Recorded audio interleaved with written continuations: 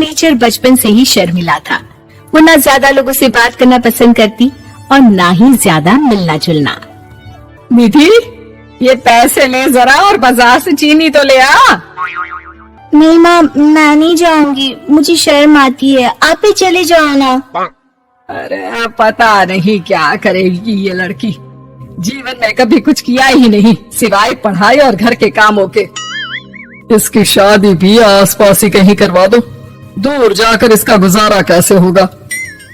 निधि सुनती सबकी, समझती भी, लेकिन चुप करके रह जाती।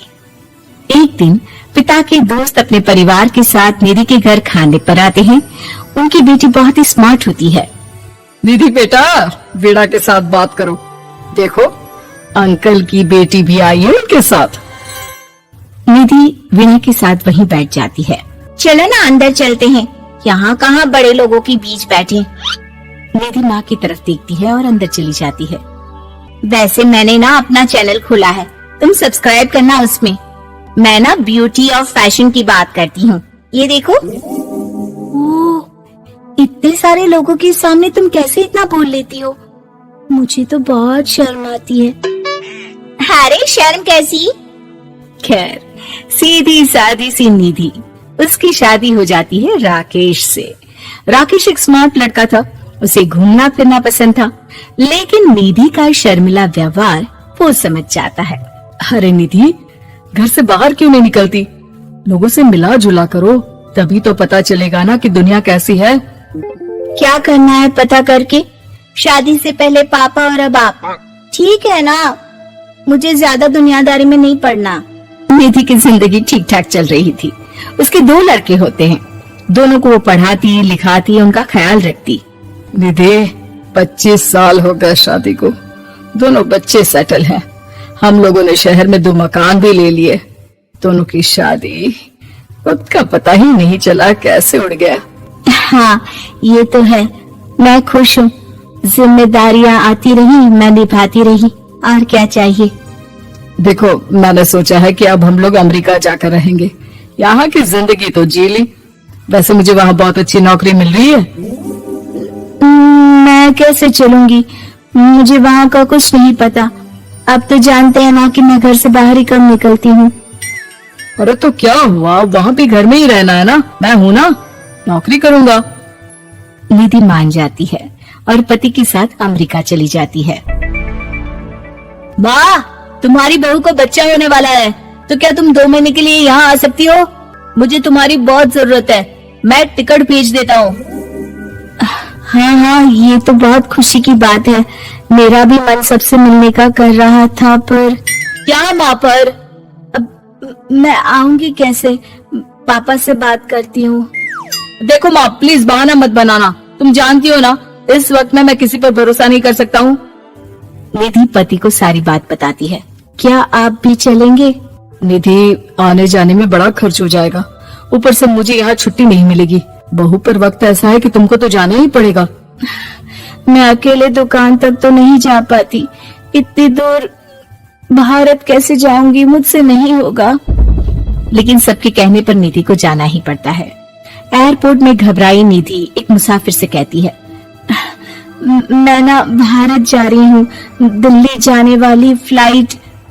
सब मिलकर निधि की मदद करते हैं और फाइनली निधि भारत पहुंच जाती है, जहाँ बेटा उन्हें घर ले आता है। वाह माँ जी, यहाँ तो मैं भोपाल तक नहीं जा पाती, आप अमेरिका से आ गई। भाई चालाकी तो औरतों में होनी ही चाहिए, यहाँ हम बुद्धों के बुद्ध रह गए। निधि इतनी दूर और लंबा सफर करके थक जाती है, वो चुपचाप बैठ जाती है। बैठना नहीं है माँ जी, बच्चा पकड़ना है, ये लीजिए। और हाँ, घर का काम तो मैं करूंगी नहीं, जानती है ना शरीर कच्चा सा है, तो मुन्ने को सुलाकर कुछ बना लीजिएगा। निधि को बहू का व्यवहार बहुत बुरा लगता है। जैसी भी थी, पिता और पति की हमेशा लाडली रही थी निधि। निधि बेटे की तरफ देखती है। माँ, वो काम वाली कोई मिल नहीं रही है ना, मैं देखने की कोशिश तो कर रहा हूँ, जैसे ही मिल जाएगी वो संभालेगी सारा काम। अरे कैसी बात कर रहे हो? जब पहले मैंने कहा था कि अमेरिका से इनके टिकट में जो पैसा खर्च कर रहे हो उतने में नौकरानी रख लो, तो नहीं, मेरी बात पर विश्वास नहीं था कि ना कोई मेरे बच्चे को अच्छे से नहीं संभालेगा। अब इनका भी खर्चा और नौकरानी का भी खर्चा। अरे ना जी ना, मैं नहीं संभाल सकती। निधि जैसे तैसे 2 महीने रहकर वापस अमेरिका चली जाती है, लेकिन वहां जाते ही जैसे राकेश उसे देखता है उसके गले लग जाता है। ये क्या हालत बना रखी है निधि, कैसी लग रही हो? खाना नहीं खाती थी क्या? क्या हो गया? निधि पति से कुछ नहीं कहती, बस रोती ही चली जाती है। मैं नहीं चाहूंगी कभी भी भारत, आप मुझे हमेशा यहीं रखना अपने पास। राकेश बेटे को फोन करता है। तुम्हारी माँ की जो दुर्दशा करके तुमने भेजा है ना, मुझे पता होता तो मैं अपनी बीवी को कभी तुम्हारे पास नहीं भेजता। पापा, आप तो रीना का नेचर जानते हैं ना, वो माँ पर हावी रहती थी। अब मैं तो ऑफिस चला जाता था, वो माँ पर जुल्म करती है और माँ भी इतनी सीधी है कि चुपचाप सहती रही। मुझे माफ कर दीजिए पिताजी। खैर, राकेश कहता भी क्या, प्यार दुलार के साथ अपनी निधि को संभालने में लग जाता है। लेकिन कहते ना, वक्त हमेशा एक सा नहीं रहता। अमेरिका में ही राकेश की मृत्यु हो जाती है और निधि अकेली रह जाती है। बड़ा बेटा कहता है, माँ भारत चलो ना, हम लोग साथ रहेंगे। निधि को जैसे ही वो सब सीन्स याद आते हैं वो परेशान हो जाती है। समझ में नहीं आता कि पति के बिना अब जीवन कैसे चलाएगी। मैंने सारा जीवन घर का काम किया, घर देखा और जिंदगी चलाई, लेकिन जिस घर में रही सबने प्यार दिया, मैं वहां नहीं जाना चाहती। तभी राकेश जिस कंपनी में काम करता था उसका मालिक निधि के घर आता है। वो भी भारतीय ही होता है। दीदी, राकेश ने आपके बारे में बताया था।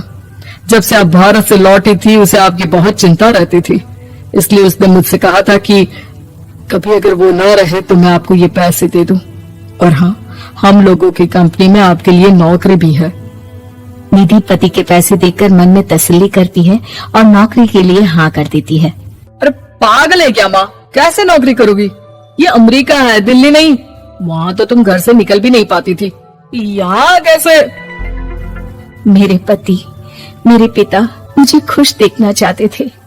वो लोग जब तक थे मुझे किसी चीज के लिए ना फोर्स किया, ना कभी कमी होने दी। पर अब मुझे जीवन जीने के लिए घर से निकलना ही होगा। बेटा, तुम तो अगली फ्लाइट से भारत लौट जाओ, मैं यहीं खुश हूँ।